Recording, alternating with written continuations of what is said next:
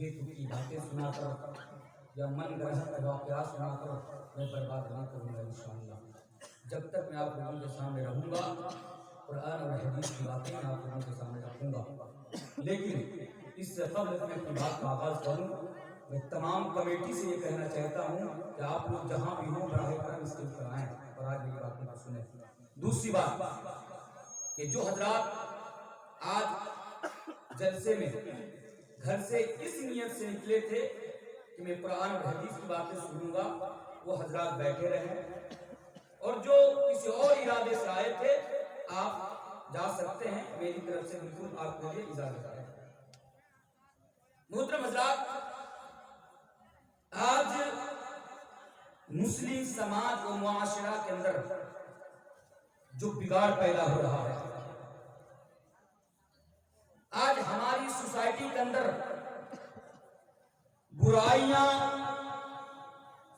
जो बड़ी तेजी के साथ फरोग पा रही है,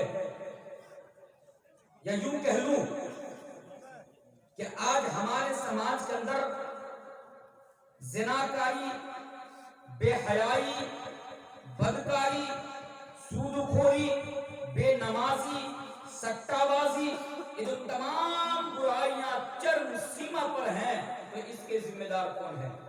कोई बता सकते हैं? कोई बता सकते हैं? आज जो हमारा समाज बिगड़ रहा है, जो आज हमारे समाज के अंदर जो बुराइयां पैदा हो रही हैं, जो गुनाह दिन ब दिन बढ़ते जा रहे हैं, तो भी इसके जिम्मेदार कौन है?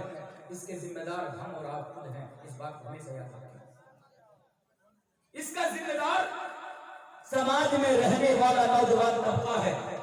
इसलिए आज आप लोगों के सामने मैं एक बात कहकर जा रहा हूं। अगर आप लोग ये चाहते हैं कि आपके समाज से, आपकी सोसाइटी से बुराइयां खत्म हो जाएं, जितने भी गलत काम हो रहे हैं वो खत्म हो जाएं, तो इसके लिए जरूरी है कि उस समाज के अंदर जो नौजवान तबका है, सबसे पहले वो अपनी इस्लाह करे। इंशाअल्लाह अगर समाज का नौजवान सुधर जाएगा तो समाज ऑटोमेटिकली सुधर जाएगा।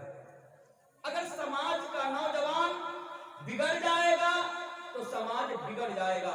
इसलिए कि जो नौजवान है ये समाज के लिए रीढ़ की हड्डी है। ये नौजवान समाज का सरमाया है, कैपिटल है, या यूं कह लूं कि ये नौजवान तबका समाज की जान है।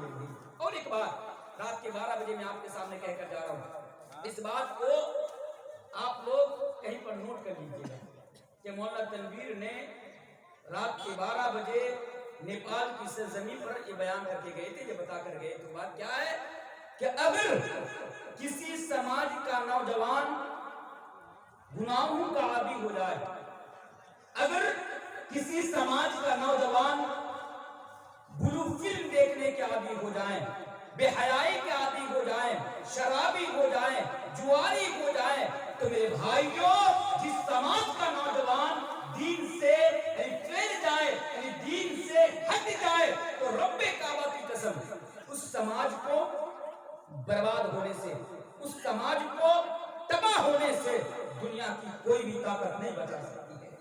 इसलिए अगर आप अपना समाज, अपनी सोसाइटी को बचाना चाहते हैं तो इसके लिए अव्वल ये जरूरी है कि आप अपनी इस्लाह करें, नौजवान खुद के अंदर सुधार लाएं, खुद के अंदर तब्दीली लाएं। अगर आपके अंदर तब्दीली आएंगी तो इंशाअल्लाह समाज के अंदर भी तब्दीली आएंगी। इसीलिए आज मैं पहला पैगाम इन नौजवानों के नाम देकर जा रहा हूं जो नौजवान तबका आज मेरे सामने बैठे हुए हैं, कि आज ये जो आपके पास जवानी है, ये जवानी जिसका आज आप सबसे ज्यादा मिसयूज कर रहे हैं, ये जो जवानी है जिसकी आज कोई वैल्यू, कोई अहमियत आज आप लोगों की नजर में नहीं है, सबसे पहले इसकी वैल्यू और इसकी अहमियत को देखिए कि ये अल्लाह तबारक व तआला की तरफ से आपके पास कितनी बड़ी नियामत है और इस जवानी की क्या अहमियत है और इस जवानी की क्या वैल्यू है। आइए हदीस से मैं बात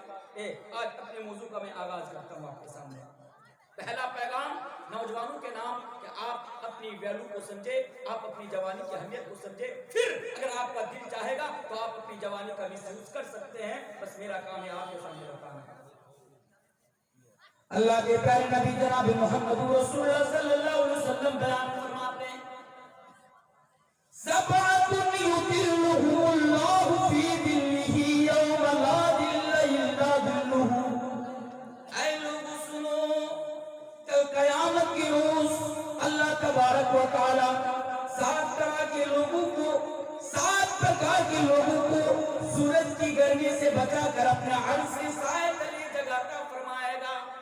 اور نوجوانوں، اپنی جوانی کی پہلو کو سمجھو اس حدیث کے اندر کہ اللہ کے نبی نے بیان فرمایا کہ کل قیامت کے روز 7 طرح کے لوگوں کو اللہ تبارک و تعالی سورج کی گرمی سے بچا لے گا۔ یاد کرو اس وقت کو کہ میری بھائیوں، آج ہم اور آپ دن کے اجالے میں جو اپنے سر کے اوپر جو سورج کو دیکھتے ہیں، یہ سورج ہم سے اور آپ سے لاکھوں میل کی دوری پر ہے، یہ سورج ہم سے اور آپ سے کروڑوں میل کی مسافت پر ہے، لیکن ذرا غور کرو، سورج اتنی مسافت پر رہنے کے باوجود، اتنی دوری پر رہنے کے باوجود بھی سورج کی گرمی کو ہم اور آپ کو برداشت نہیں کر سکتے ہیں۔ میرے بھائیوں، گرمی کے دنوں میں اگر رات کے 12 بجے، حالانکہ سورج تو غروب ہوتے ہی ڈوب جاتا ہے، سورج تو شام ہوتے ہی ڈوب جاتا ہے، اس کے باوجود بھی اگر رات کے 12 بجے اگر بجلی چلی جاتی ہے، رات کے 12 بجے اگر کرنٹ چلی جاتی ہے، وہ میرے بھائیوں ہمارے لیے سونا حرام ہو جاتا ہے، ہمارے لیے نیند حرام ہو جاتی ہے۔ ذرا غور تو کرو کہ سورج شام میں غروب ہو جانے کے باوجود بھی رات کے 12 بجے یعنی 5 گھنٹے بعد، 6 گھنٹے بعد اس کی تپش اور اس کی گرمی برقرار رہتی ہے، لیکن کل قیامت کے روز یہی سورج ایک حدیث کے مطابق جب 1 میل کی دوری پر آ جائے گا، دوسری صحیح حدیث کے مطابق جب 3 میل کی دوری پر آ جائے گا، یعنی یہ سورج بالکل ہمارے قریب آ جائے گا، بالکل ہمارے سروں کے اوپر آ جائے گا، تب میرے بھائیوں ہمارا حال کیا ہوگا؟ سورج کی کتنی گرمی ہوگی، سورج کی کتنی تپش ہوگی۔ اسی لیے اللہ کے نبی بیان فرماتے ہیں کل قیامت کے روز جب کوئی درخت کا سایہ نہ ہوگا، کسی بلڈنگ کا سایہ نہ ہوگا، اللہ تبارک و تعالی 7 پرکار کے لوگوں کو اپنے عرش کے سائے تلی جگہ عطا فرمائے گا، یعنی اس کو سورج کی گرمی سے بچا لے گا۔ وہ لوگ کون ہوں گے؟ اللہ کے نبی بیان فرماتے ہیں شاب نشا فی عبادت اللہ تعالی، وہ نوجوان ہوگا، وہ میری بھائیو ذرا غور تو کرو، وہ نوجوان ہوگا جس نے اپنی جوانی اللہ تبارک و تعالی کی عبادت میں گزاری ہو۔ وہ نوجوانوں، اب ذرا تو اپنے دل کے اوپر ہاتھ رکھ کر ذرا سوچو، حدیث میں نے تمہارے سامنے رکھ دی کہ کل قیامت کے دن جس کی جوانی اللہ تبارک و تعالیٰ کی عبادت میں گزرے گی، اللہ تبارک و تعالیٰ اس کو سورج کی گرمی سے بچا لے گا۔ اب تم اپنے دل کے